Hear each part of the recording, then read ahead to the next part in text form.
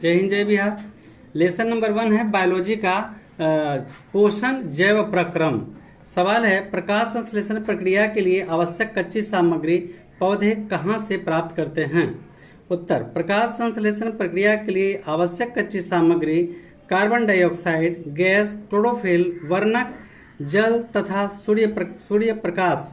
फिर से देखिए, प्रक्रिया के लिए आवश्यक कच्ची सामग्री कार्बन डाइऑक्साइड गैस, क्लोरोफिल, वर्णक और जल तथा सूर्य प्रकाश है। पौधे वायुमंडल में उपस्थित कार्बन डाइऑक्साइड गैस का अवशोषण पत्तियों पर उपस्थित रंध्रों की सहायता से करते हैं। पौधे की हरी पत्तियों के क्लोरोप्लास्ट में क्लोरोफिल वर्णक पाया जाता है जो सूर्य के प्रकाश को अवशोषित करता है। पौधे जड़तंत्र द्वारा भूमि से जल का उपयोग और जल का अवशोषण करते हैं। स्वपोषी तथा विषमपोषी में क्या अंतर है।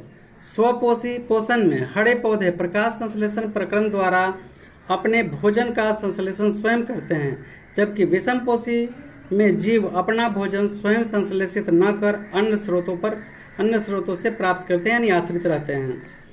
अगला क्वेश्चन है प्रकाश संश्लेषण प्रक्रिया हरित लवक या क्लोरोप्लास्ट में ही क्यों होती है। हरित लवक आंसर हरित लवक या क्लोरोप्लास्ट में मौजूद क्लोरोफिल में ही सूर्य प्रकाश में मौजूद और सौर ऊर्जा को ट्रैप कर उसमें रासायनिक ऊर्जा में बदलने की क्षमता विद्यमान होती है। अगला प्रश्न है पत्तियों में प्रकाश संश्लेषी अंग पत्तियों को प्रकाश संश्लेषी अंग क्यों कहा गया है। चूंकि प्रकाश संश्लेषण प्रक्रिया आदि में अंत तक हरित लवक या क्लोरोप्लास्ट में ही होती है, जो पत्तियों के ये एलिसेड तथा स्पंजी पैरेन्फाइमा में भरे रहते हैं, इसलिए पत्तियों को प्रकाश संश्लेषी अंग कहते हैं। दीर्घरोम क्या है तथा इसका क्या कार्य है। छोटी आंत की आंतरिक सतह पर उपस्थित अनेक अंगुली नुमा प्रवर्ध दीर्घरोम होता है। ये पचे हुए भोजन के अवशोषण में सहायक होते हैं। जठर ग्रंथियों में स्रावित होने वाले रसों के नाम लिखें। जठर ग्रंथियों में स्रावित होने वाले रसों के नाम है हाइड्रोक्लोरिक अम्ल, म्यूकरस तथा पेप्सिनोजेन। पैरामीशियम में भोजन कोशिका मुख तक कैसे पहुंचता है। पैरामीशियम में भोजन का अंतर्ग्रहण शरीर के एक निश्चित स्थान से होता है जिसे कोशिका मुख कहते हैं। उनका शरीर झिल्लियों द्वारा ढका होता है और इनमें लगातार छोटे होने वाली विशेष प्रक्रिया की गति भोजन को कोशिका मुख की ओर ले जाती है। प्रकाश संश्लेषण। अगला क्वेश्चन है प्रकाश संश्लेषण प्रक्रिया क्या है, इसकी रासायनिक अभिक्रिया के समीकरण सूत्र भी लिखें। हरे पौधे सूर्य प्रकाश तथा क्लोरोफिल की उपस्थिति में सरल अकार्बनिक अणु CO2 तथा जल में जटिल कार्बनिक अणु कार्बोहाइड्रेट मूलतः ग्लूकोज का निर्माण करते हैं। इस प्रकार को प्रकाश संश्लेषण प्रक्रिया कहते हैं। 6CO2 12H2O सूर्य प्रकाश और क्लोरोफिल रहता है। 6CH12O6 plus CO2 6O2 plus 6H2O। मनुष्य में पाचन तंत्र का निर्माण कैसे होता है। आंसर आहार नाल, इससे संबंध पाचक ग्रंथियों और पाचन क्रिया मिलकर पाचन तंत्र का निर्माण करते हैं, जिसके द्वारा भोजन का पाचन होता है। प्राणी संभोजन किन किन प्रक्रियाओं द्वारा पूर्ण होती है। इस प्रकार के पोषण सामान्यतः जंतुओं का लक्षण होता है, जिसमें ये अपना भोजन ठोस या तरल के रूप में ग्रहण करते हैं एवं पूरी क्रिया अंतर्ग्रहण, पाचन, अवशोषण, स्वांगीकरण एवं बहिष्करण जैसी प्रक्रियाओं द्वारा पूर्ण होती है। अगला क्वेश्चन मृतजीवी पोषण क्या है, उदाहरण सहित दें। क्लोरोफिल निम्न श्रेणी के जीव जैसे जीवाणु, फफूंदी आदि अपना भोजन सड़े गले पत्तों तथा या अन्य सभी क्षयी पदार्थों से प्राप्त करते हैं। ये जीव जटिल कार्बनिक अणुओं को तोड़कर सरल जीव अणुओं में बदल लेते हैं ताकि ये उन्हें आसानी से अवशोषित कर सकें। ऐसे जीवों को मृतजीवी कहते हैं तथा इस प्रकार के पोषण को मृतजीवी पोषण कहते हैं।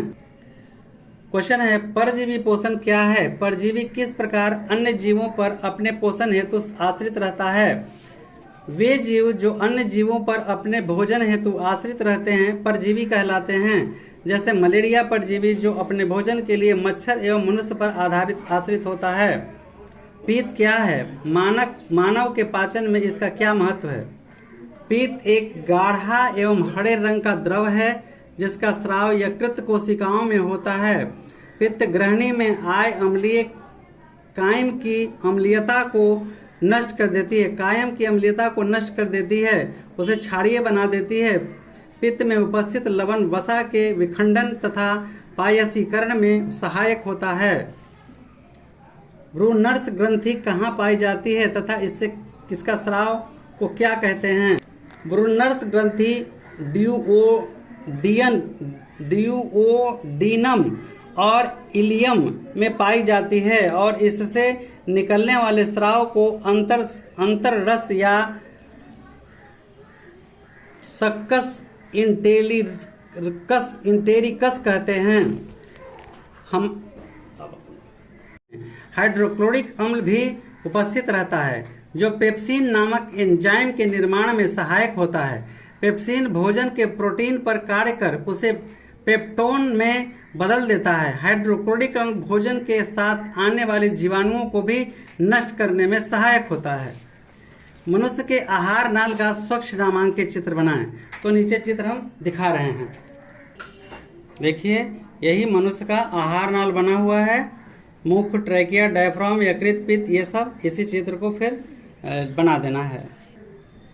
शाकाहारी जीवों में छोटी आंत मांसाहारी जीवों से लंबी होती है, क्यों? शाकाहारी जीवों द्वारा शाक पात के रूप में लिए गए भोजन में सेल्यूलोज की मात्रा अधिक होती है। सेल्यूलोज का पाचन मांस की तुलना में जटिल होता है, इसलिए शाकाहारी जीवों की छोटी आंत अधिक लंबी होती है। अगला क्वेश्चन, अमीबा में भोजन रसधानी का निर्माण एवं भोजन का पाचन कैसे होता है? अमीबा में भोजन रसधानी का निर्माण कूटपादों द्वारा भोजन के कणों को पूरी तरह घेर कर संगलित हो जाने के फलस्वरूप होता है। भोजन रसधानी में अंतर्ग्रहित भोजन का पाचन होता है। पाचन के बाद भोजन रसधानी में अवशोषित होकर कोशिका द्रव्य में पहुंच जाता है और अमीबा के पूरे शरीर में वितरित हो जाता है। अगला प्रश्न है, भोजन के पाचन में लार की क्या भूमिका है? लार में उपस्थित एमाइलेज नामक एंजाइम भोजन अणुओं में विद्यमान स्टार्च के जटिल अणुओं को जलासन प्रक्रिया द्वारा सरल शर्करा अणुओं माल्टोस में बदल देता है। पोषण की परिभाषा दें। सजीवों में वृद्धि एवं अनुरक्षण के लिए होने वाले उपापचयिक क्रियाओं के संपादन में खर्च होने वाले जैव ऊर्जा का उत्पादन हेतु उनके द्वारा पोषक तत्वों को ग्रहण कर उनका उपयोग करने की विधि को पोषण कहते हैं। अगला क्वेश्चन है, जीवों के लिए पोषण क्यों जरूरी है? जैव प्रक्रियाओं के संचालन, वृद्धि, टूट फूट की मरम्मत आदि विभिन्न कार्यों के लिए जीवों में ऊर्जा की आवश्यकता होती है। यह ऊर्जा पोषण विधि से प्राप्त भोज्य पदार्थों द्वारा प्राप्त होता है। ये बीबीआई क्वेश्चन है, इसके पहले वाला भी इंपॉर्टेंट है। वस्तु कोई सजीव है, इसका निर्धारण करने के लिए हम किस मापदंड का उपयोग करेंगे? सजीवों में श्वसन प्रक्रिया का पाया जाना इसके सजीव होने का एक मुख्य लक्षण मापदंड है। श्वसन क्रिया में भोजन अणुओं का ऑक्सीकरण होता है जिसके फलस्वरूप ऊर्जा का उत्पादन होता है। पौधे में प्रकाश संश्लेषण की प्रक्रिया को सचित्र वर्णन करें। ये देखिए, पौधे में प्रकाश संश्लेषण सौर ऊर्जा से लेता है, पत्ती क्लोरोफिल इसमें रहता है और फिर इस तरह से प्रकाश संश्लेषण की प्रक्रिया पूरी होती है। विषम पोषी से आप क्या समझते हैं? वह पोषण पद्धति जिसमें जीव अपना भोजन स्वयं संश्लेषित न करके अन्य स्रोतों से प्राप्त करते हैं विषम पोषी कहलाते हैं। अगला क्वेश्चन है, पोषी क्या है? जीव जिस जीव से परजीवी अपना भोजन प्राप्त करते हैं उसे पोषी कहते हैं। परजीवी क्या है? वैसे जीव जो दूसरे जीव के अस्थायी या अस्थायी संपर्क में रहकर अपना भोजन प्राप्त करते हैं परजीवी कहलाते हैं। प्रकाश संश्लेषण ये सब शॉर्ट में है। वह प्रक्रिया जिसे हरे पौधे CO2, H2O एवं सूर्य प्रकाश की उपस्थिति में अपना भोजन तैयार करते हैं, ऑक्सीजन मुक्त करते हैं, प्रकाश संश्लेषण कहलाते हैं। स्वाद कलियां क्या है? जीव की ऊपरी सतह पर कई छोटे छोटे अंकुर होते हैं जिसे स्वाद कलियां कहते हैं। इनामेल क्या है? डेंटाइन के ऊपरी इनामेल की कड़ी परत को हो जाती है। डेंटाइन के ऊपरी इनामेल की कड़ी परत होती है जो दांतों की सुरक्षा करती है। और ये खराब हो जाता है ना तो डॉक्टर कैप लगाता है, ये ध्यान रखिए। क्रमानुकुंचन किसे कहते हैं? ग्रास नली की दीवारों में संकुचन तथा स्थिलन की क्रिया एकांतर क्रम में लगातार होती रहती है, जिसे इस क्रिया को क्रमानुकुंचन कहते हैं। जैव प्रक्रम किसे कहते हैं? वे सभी प्रक्रम जो सम्मिलित रूप से जीवों में अनुरक्षण कार्य करते हैं जैव प्रक्रम कहलाते हैं। क्या है वह प्रक्रिया जिसमें जीव पोषक तत्वों को ग्रहण कर जैव प्रक्रम हेतु उनका उपयोग करते हैं? पोषण कहलाते हैं। स्वपोषण क्या है? पोषण की वह विधि जिसमें जीव स्वयं अपना भोजन संश्लेषित करते हैं, स्वपोषण कहलाते हैं। परपोषण, पोषण की वह विधि जिसमें जीव अपना भोजन स्वयं संश्लेषित न कर किसी दूसरे स्रोत पर आश्रित रहते हैं, परपोषण कहलाते हैं। विषम पोषी किसे कहते हैं? वह पोषण पद्धति जिसमें जीव अपना भोजन विभिन्न स्रोतों से प्राप्त करते हैं, विषम पोषी कहलाते हैं। पोषण किसे कहते हैं? इस प्रकार के पोषण में जीव मृत जीवों से अपना भोजन अपने शरीर की सतह से घुलकर कार्बनिक यौगिक के रूप में अवशोषित करते हैं। परजीवी पोषण किसे कहते हैं? इस प्रकार के पोषण में जीव दूसरे जीव के संपर्क में अस्थायी या अस्थायी रूप से रहकर उसे अपना भोजन प्राप्त करते हैं। प्राणी संभोजन क्या है? वैसा पोषण जिसमें जीव अपना भोजन ठोस या तरल के रूप में निगल जाते हैं, प्राणी संभोजन कहलाते हैं। वैसे जीव जिनमें इस विधि से पोषण होता है प्राणी संभोजी कहलाते हैं। स्वपोषी किसे कहते हैं? वैसे जीव जो अपना भोजन स्वयं संश्लेषित करते हैं उन्हें स्वपोषी कहते हैं। पित्त क्या है? यह हरे रंग का एक क्षारीय द्रव है जिसका स्राव यकृत द्वारा होता है। पित्ताशय क्या है? यकृत कोशिकाओं द्वारा स्रावित पित्त को संचय करने वाली छोटी थैलीनुमा रचना पित्ताशय कहते हैं। कायम किसे कहते हैं? अमाशय में भोजन के गाढ़ लेय की तरह के स्वरूप को कायम कहते हैं। चाइल किसे कहते हैं? भोजन के पूर्ण पाचन के बाद काइल के तरल रूप को चाइल कहते हैं। कायम के तरल रूप को चाइल कहते हैं। विलाई किसे कहते हैं? छोटी आंत के आंतरिक सतह पर पाए जाने वाले अनेक अंगुलिनुमा प्रवर्ध जो अवशोषण में भाग लेते हैं विलाई कहलाते हैं। अग्न्याशयी रस किसे कहते हैं? अग्न्याशय से स्रावित होने वाले रस को अग्न्याशयी रस कहा जाता है। इस रस में ट्रिप्सिन, इमाइलेज, लाइपेज, न्यूक्लियलेज नामक एंजाइम प्राप्त होते हैं। क्रमानुकुंचन गति किसे कहते हैं? भोजन के ग्रास नली में पहुंचने के बाद इसकी दीवारों में होने वाली नियमित गति को क्रमानुकुंचन कहते हैं। पाचक ग्रंथियां किसे कहते हैं? जीवों में पाचन क्रिया संपन्न कराने हेतु आहार नाल से संबद्ध ग्रंथियों को पाचक ग्रंथियां कहते हैं। आहार नाल किसे कहते हैं? सभी उच्च श्रेणी के जंतुओं मानव रहित में भोजन के पाचन हेतु निर्मित विशेष अंगों को आहार नाल कहते हैं। फूटपाद क्या है? आंसर, यह अमीबा में पाई जाने वाली एक अनियंत्रित आकार की अस्थायी रचना है जो भोजन अंतर्ग्रहण द्वारा प्रचलन में मदद करती है। आगे सीलिया क्या है? ये पैरामीशियम के शरीर पर पाए जाने वाला प्रचलन अंगक है। अपघटक क्या है? अपघटक क्या है? मृत जीवों को अपघटक भी कहते हैं। अपमार्जक क्या है? वैसे जीव जो अन्य जीवों में मृत शरीर के सड़े गले पदार्थों को खाते हैं और इसे अकार्बनिक पदार्थों में बदल देते हैं, अपमार्जक कहलाते हैं। गैस्ट्रिन क्या है? मनुष्य के अमाशय की दीवार से स्रावित होने वाले हार्मोन गैस्ट्रिन कहलाते हैं। सीकम क्या है? सीकम क्या है? छोटी आंत तथा बड़ी आंत के जोड़ पर एक छोटी नली होती है जिसे सीकम कहा जाता है। सेक्रेटिन, कोलिसिस्टोकाइनिन एवं एंटेरोकाइनिन क्या है? मनुष्य में चीनी के पाचन में सहायता करने वाले हार्मोन आहार नाल की दीवार से निकलते हैं जिन्हें प्रमुख है सेलिक्रिटिन, कोलिसिस्टोकाइनिन एवं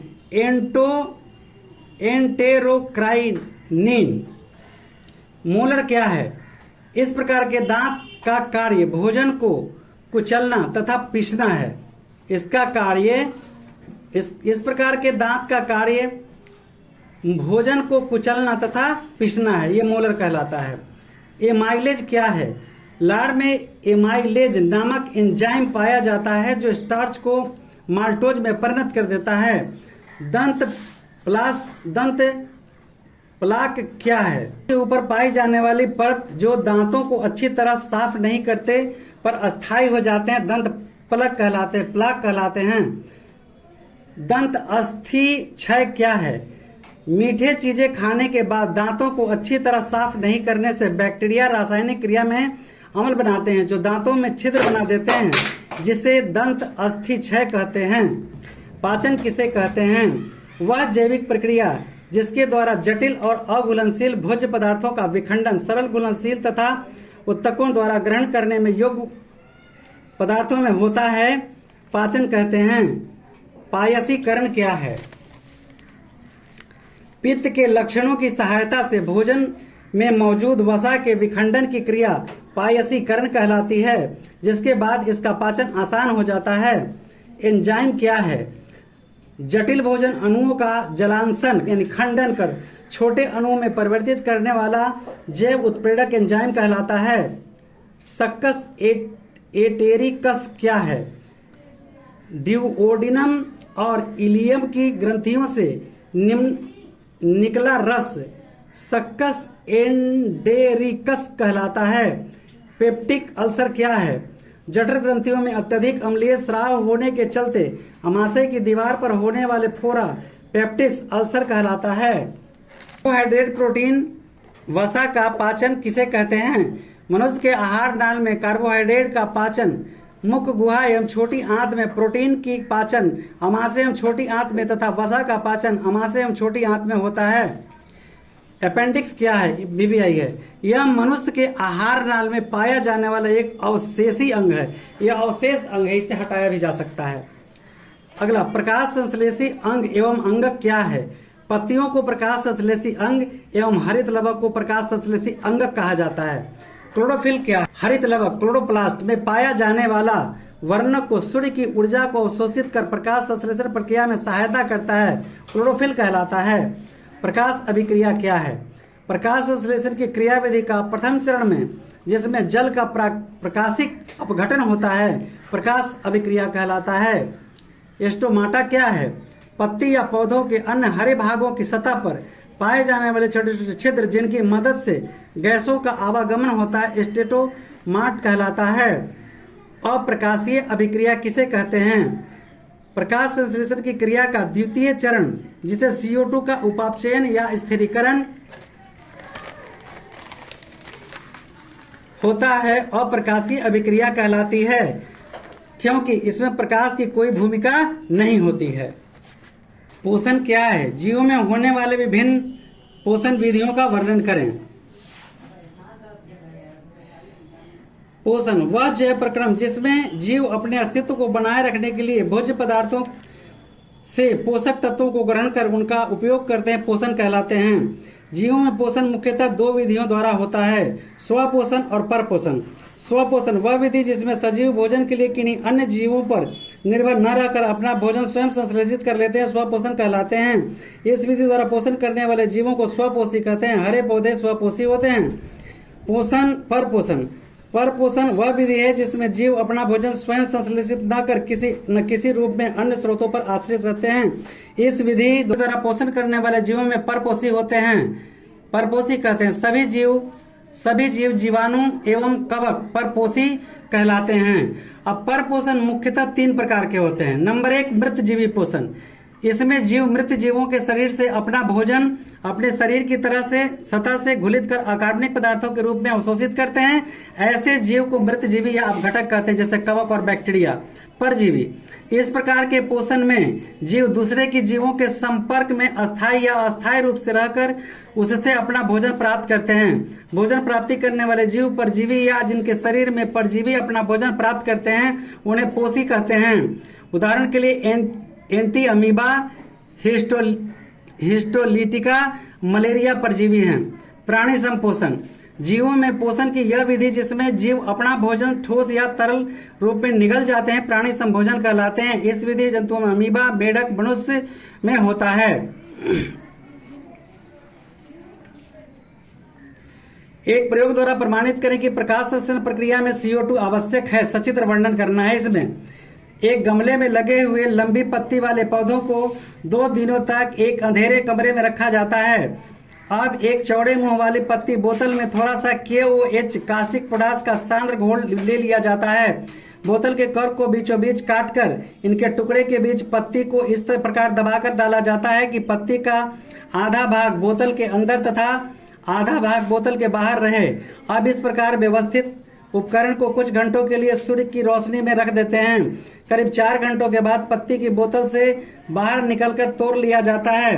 अब इसमें स्टार्च की मौजूदगी की जांच हेतु पत्ती को अल्कोहल में थोड़ी देर डालकर उबाल देते हैं, जिसमें पत्ती रंगहीन हो जाती है। अब इसे पानी से धोकर आयोडीन के घोल से डुबा दिया जाता है।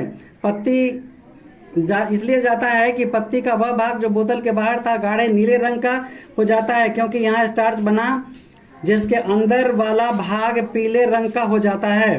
देखिए यही फिगर है, ये ढक्कन के अंदर ये बंद कर दिया गया है, इनमें घोल डाला गया है, चौड़े में वाला बोतल है, सूर्य का प्रकाश है, गमले में लगा हुआ पौधा है।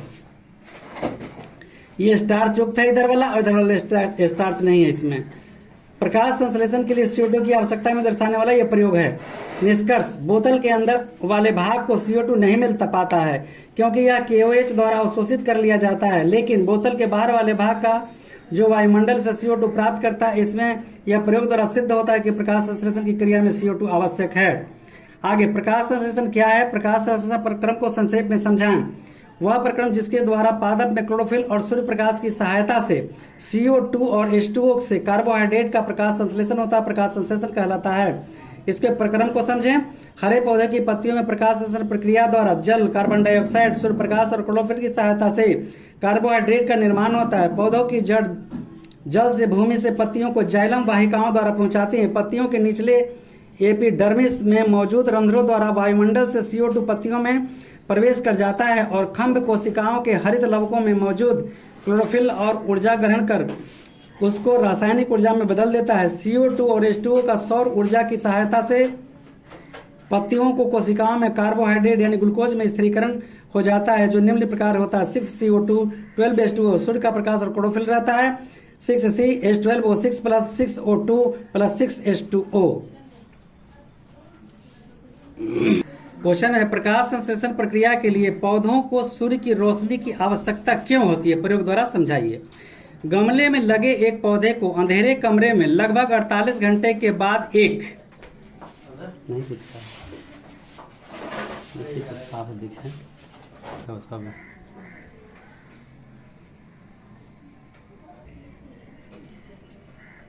48 घंटे के बाद एक पत्ती को तोड़कर उसमें अल्कोहल में उबालकर रंगहीन कर दिया जाता है। इसके बाद इसे पानी से धोकर आयोडीन के घोल में डुबाया जाता है।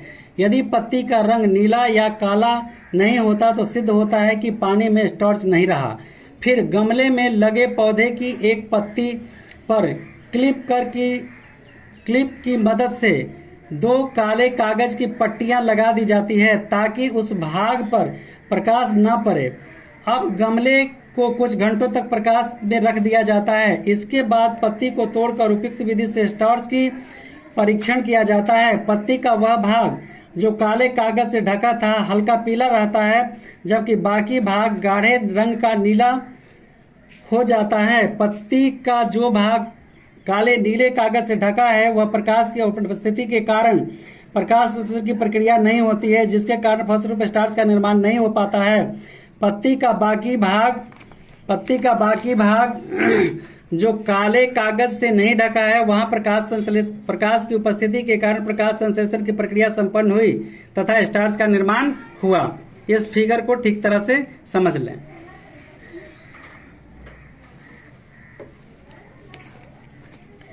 ये देखिए गमला में पत्ती है, ये ढका हुआ है काली पट्टी से, फिर स्टार्च को चेक किया गया है। अगला क्वेश्चन है, यकृत क्या है? यकृत शरीर की सबसे बड़ी ग्रंथि है। यकृत की कोशिकाओं से पित्त का स्राव होता है। इस पित्त का संचय पित्ताशय नामक एक थैलीनुमा रचना में होता है। पित्त गाढ़ा एवं हरा रंग का क्षारीय द्रव है। पित्त अमाशय में ग्रहणी में एक अम्लीय क्राइम की अम्लीयता को नष्ट कर उसे क्षारीय बना देता है। ताकि अग्न्याशी रस के एंजाइम उस पर क्रिया न कर सके। पित्त के लवणों की मदद से भोजन में उपस्थित वसा का विखंडन तथा पायसीकरण होता है। यकृत प्रोटीन उपापचय से भी सक्रिय भाग लेता है। यकृत रक्त में ग्लूकोज की मात्रा नियमित बनाए रखने में सहायक होता है। यकृत ग्लाइकोजीन का निर्माण कर संचय करने में मदद करता है। मनुष्यों में क्वेश्चन है, मनुष्यों में पाचन क्रिया को पाचन तंत्र के नामांकित चित्र के साथ समझाइए। देखिए, मनुष्य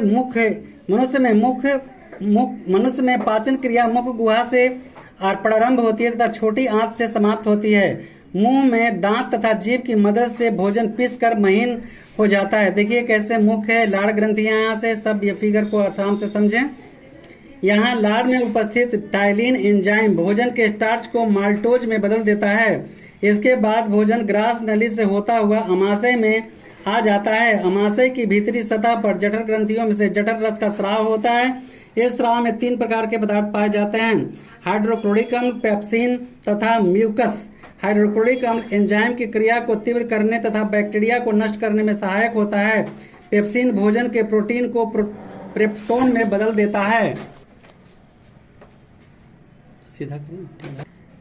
देता है। अमाशय में वसा का आंशिक पाचन गैस्ट्रिक स्पाइपेज नामक एंजाइम में होता है। अमाशय में भोजन का स्वरूप गाढ़े लेई की तरह हो जाता है, जिसे काइम कहते हैं। काइम अब छोटी आंत में पहुंचता है। छोटी आंत आहार नाल का सबसे लंबा भाग है। इसके 3 भाग होते हैं, ग्रहणी, जेनुनम तथा इलियम।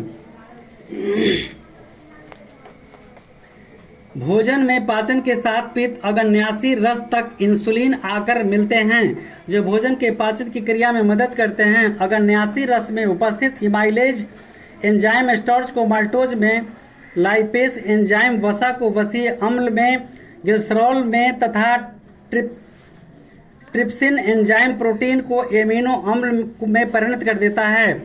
जेनुनम छोटी आंत का मध्य भाग होती है। छोटी आंत का अधिकांश भाग इलियम होता है। छोटी आंत में भोजन के पाचन के उपरांत पचे हुए भोजन का अवशोषण इलियम के विलाई में होता है। अपना भोजन इलियम से बड़ी आंत में आता है। यह अपचे भोजन में उपस्थित अतिरिक्त जल का अवशोषण कर लेता है। अमाशय के जठर ग्रंथियों में स्रावित पदार्थों के नाम एवं उनके कार्य बताएं। अमाशय की जठर ग्रंथियां में 3 प्रकार की कोशिकाओं से बनी होती है, जिनमें द्वारा स्रावित होने वाले पदार्थ निम्नलिखित हैं।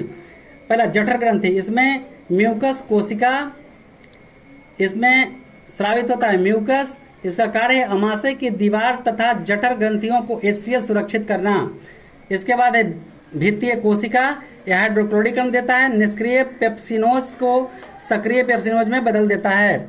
अगला है मुख्य या जाइमोजिन कोशिका, पेप्सिनोज नामक निष्क्रिय एंजाइम है। जटिल कोशिका को सरल पेप्टोन में बदल देता है। अगला क्वेश्चन है, प्रकाश संश्लेषण क्या है? इस प्रक्रिया में CO2 गैस निकलती है, एक प्रयोग द्वारा दिखाएं। यानी ऑक्सीजन गैस निकलती है, एक प्रयोग द्वारा दिखाएं। हरे पौधे सूर्य प्रकाश तथा क्लोरोफिल की उपस्थिति में CO2 तथा जल से कार्बोहाइड्रेट का निर्माण करते हैं। ऑक्सीजन मुक्त करते हैं। इसे निम्नलिखित समीकरण द्वारा समझाया जा सकता है। यही प्रकाश संश्लेषण है। 6CO2 + 12H2O सूर्य के प्रकाश chlorophyll 6CH12O6 + 6CO2 6O2 + 6H2O। सर्वप्रथम पानी से भरे बीकर में हाइड्रीला का एक पौधा कुछ शाखाओं को डालकर उसको कांच के बने कीप से ढक देते हैं। कीप को टोटी पर पानी से भरी एक परख नली को उलटकर रख देते हैं। उपकरण को धूप में रख दिया जाता है। थोड़ी देर में हाइड्रीला की शाखाओं से गैस के बुलबुले परख नली में पानी को विस्थापित कर जमा होने लगता है। जब परख नली में काफी गैस जमा हो जाती है, तब उसके मुंह को अंगूठे से बंद कर उसे बाहर निकाल देते हैं। जब परख नली में उपस्थित गैस की जांच के लिए उसके मुंह पर जलती हुई दियासलाई की बत्ती ले जाते हैं, तब बत्ती नीले प्रकाश के साथ तेजी से जल उठती है। इससे सिद्ध होता है कि परख नली में उपस्थित गैस ऑक्सीजन है, जो हाइड्रीला को प्रकाश संश्लेषण से निकली है। अब देखिए, यही टब है, यह हाइड्रीला का पौधा है, इसे ढके हुए हैं। जैसे ही गैस निकलेगा यहाँ पर जाके जमा हो जाएगा। बीकर है, ये कीप से बंद है, ये जल है, इसमें यह हाइड्रीला का पौधा है।